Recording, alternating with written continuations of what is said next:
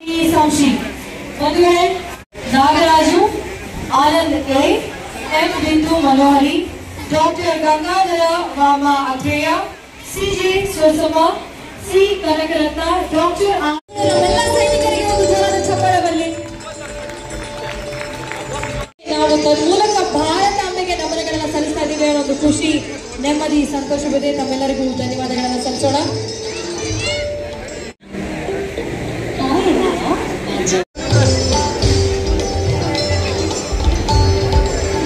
ಈಗ ಸೈನಿಕರು ವೇದಿಕೆಯನ್ನು ಅಲಂಕರಿಸಬೇಕು.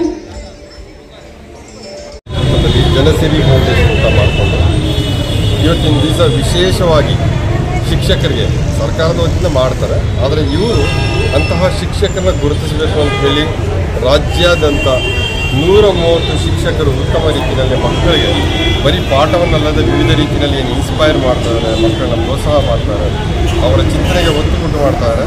ಅಂತಹ ಗುರುಗಳನ್ನ ಗುರುತಿಸಿ ಆ ಗುರುವಂದನಾ ಕಾರ್ಯಕ್ರಮ ಅಂತ ಹೇಳ್ಬಿಟ್ಟು ಒಂದು ಕಾರ್ಯಕ್ರಮವನ್ನು ಹಮ್ಮಿಕೊಂಡಿದ್ದಾರೆ.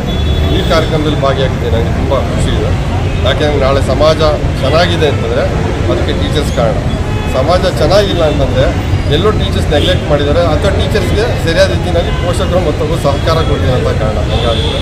ಸೊ ಹಾಗಾಗಿ ಅಂಥ ಶಿಕ್ಷಕರ ಗುರುತಿಸೋದ್ರಿಂದ ಅವರ ಹುಮ್ಮಸ್ಸು ಜಾಸ್ತಿ ಆಗಿದೆ, ಇನ್ನೂ ಚೆನ್ನಾಗಿ ಕೆಲಸ ಮಾಡ್ತಾರೆ. ಆ ರೀತಿ ಚೆನ್ನಾಗಿ ಕೆಲಸ ಮಾಡಿ ಒಳ್ಳೆ ಪ್ರಾಡಕ್ಟ್ ಅಂದರೆ ನಾವೇ ಮಕ್ಕಳು ಸೊಸೈಟಿಗೆ ಅವ್ರನ್ನ ತಯಾರು ಮಾಡುವಂಥ ಒಂದು ಇದಾಗಲಿ ಅಂತ ಆಶಿಸ್ತಾ ಅವರೆಲ್ಲ ಈ ಕಾರ್ಯಕ್ರಮಕ್ಕೆ ಶುಭ ಹಾರೈಸಿ.